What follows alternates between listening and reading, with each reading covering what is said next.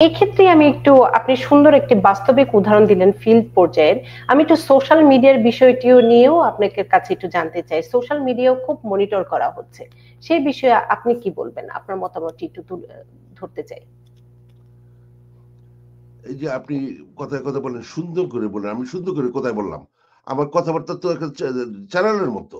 হ্যাঁ, এই যে আমি বললাম, আপনি আবার এই প্রশ্নটা করলেন কেন? নিজের বুঝ পাগলও বুঝে। হ্যাঁ, এই সোশ্যাল মিডিয়া মানে কি? এনে লাইক দিবেন, এনে লাভ দিলেন, এনে একটা কমেন্ট লিখা দিলেন। হ্যাঁ, তো এইগুলা যে দিবেন আপনি নিজেই জানেন এগুলা থেকে যায়।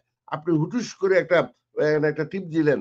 হ্যাঁ, মানে একটা কথা চলে গেল, এটাকে আপনি ফিরিয়ে আনতে পারবেন না। হ্যাঁ, তো এখন বাস্তবতাটা হচ্ছে এরকমের। একটা সময় ছিল, এখনো বই পুস্তকে আছে, যে সরকারের পলিসির বিরুদ্ধে কথা বলা মানেই রাষ্ট্রের বিরুদ্ধে কথা বলা না। কিন্তু এখন সিচুয়েশনটা অন্য ধরনের। আপনি একটা কথা বললেন, কোনো একটা ব্যাপার আপনার মতামত প্রকাশ করলেন, এটা নাকি ল্যান্ড অফ ফ্রিডম, তারপরে মত প্রকাশের সুবর্ণ সুযোগ এই সমস্ত দেশে আছে, এটসেট্রা এটসেট্রা এটসেট্রা। কিন্তু অবস্থাটা ভিন্ন।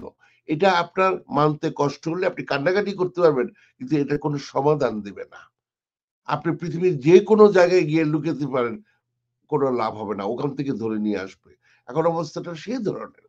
তো সুতরাং এই যে আপনি সোশ্যাল মিডিয়াতে এগুলো দেখবেন, হ্যাঁ, তারপরে এর উপরে আপনি প্রতিক্রিয়া জানাবেন, সেটার ব্যাপারে আপনি একটু সাবধান থাকবেন। নাহলে আপনার ক্ষতি হবে। আপনার সমস্ত কিছু ওরা জানে, এবং ওরা এগুলা দেখবে। দেখে যদি মনে হয় তাদের স্বার্থের বিরুদ্ধে আপনি কোনো কথাবার্তা বলছেন, আপনি এখানে আসতে পারবেন না, এবং they have the right to do this. সোজা কথা। এটা রাইট কি রং সে ব্যাপারে আমি যাচ্ছি না। আমি শুধু যাচ্ছি যে আপনি এগুলা করবেন কিনা। সেটা ওই যে বললাম, আপনি ঠিকই বুঝেন যে আপনার কি করতে হবে। করবেন কিনা সেটা আপনি বুঝে দেখেন। আমরা একটু দুটি একটু প্রশ্ন নিয়ে নিই, আর অ্যাটর্নি কিংবা যারা সিপিএ ট্যাক্স প্রিপেয়ার তাদের নিয়ে আমি অনুষ্ঠান করি, তো তারা এত কঠিন কঠিন বিষয় উপস্থাপন করতে হয়, সে কারণে আমার কাজ হচ্ছে সেটি একটু সহজ করে নেওয়া, যে কারণে আমি সাধারণ কিছু বিশেষণ ব্যবহার করি। সুমন হোসেন প্রশ্ন করেছেন, ডিআরএস 260 কতদিন পর্যন্ত অপেক্ষা করা যায়, কারণ তার সাপোর্টিং ডকুমেন্ট পাচ্ছেন না, সেজন্য তিনি চাচ্ছেন সামনের বছর ট্যাক্স ফাইল করার পরে সেটির কাজ শুরু করা। অপেক্ষা করা যায় কিনা? আপনি ওই যে আপনি বর্তমানে ন্যাশনাল ভিসা সেন্টারে আছেন, মানে ওই ওই ওই পর্বে আছেন। আপনার ইউএসসিএস এর পর্বটা শেষ হয়েছে। তারপরে যদি ওয়েটিং পিরিয়ড থাকে, ওই কি যেন বলে প্রেফারেন্স ক্যাটাগরির কেস হয়, তাহলে ওটাও শেষ হয়েছে। হয়ে এখন কারেন্ট হওয়ার পরে ৩২৫ টাকা, ১২০ টাকা এগুলা দিয়েছেন।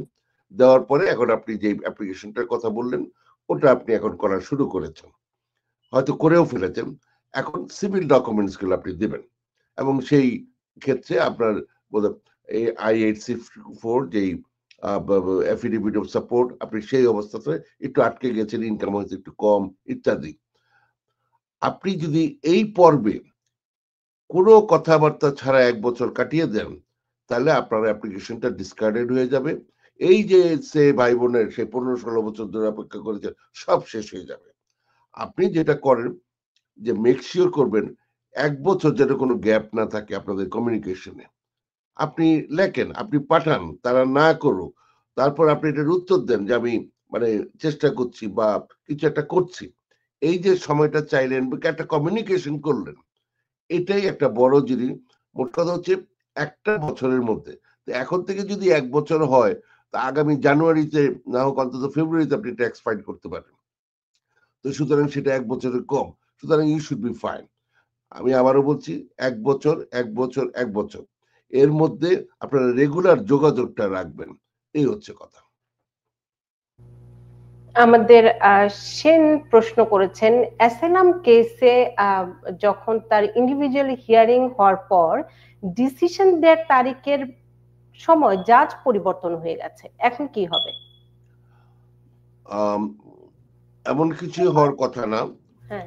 আপনার আপনারা যেকোনো হিয়ারিং এ যান, মাস্টার হিয়ারিং হোক, ইন্ডিভিজুয়াল হিয়ারিং হোক, যাই কথাবার্তা হয় এগুলো রেকর্ডেড থাকে, নোটস থাকে। হ্যাঁ? তো যদি এগুলা সব থাকে, কোনো কিছু নষ্ট না হয়ে যায়, তারপরে মেকানিক্যাল কোনো প্রবলেম না হয়, তাহলে based on all those reviews যে কোনো জাজই এই ডিসিশনটা ওনার মানে যে জাজমেন্টটা এবং ডিসিশনটা এটা দিতে পারবে। এগুলো একটা। আর যদি না হয় তাহলে আবার নতুন করে হিয়ারিং হতেই পারে। হ্যাঁ, মোট কথা হচ্ছে জাজ চেঞ্জ হওয়ার জন্য খুব সমস্যার কিছু দেখছি না আর কি আমি।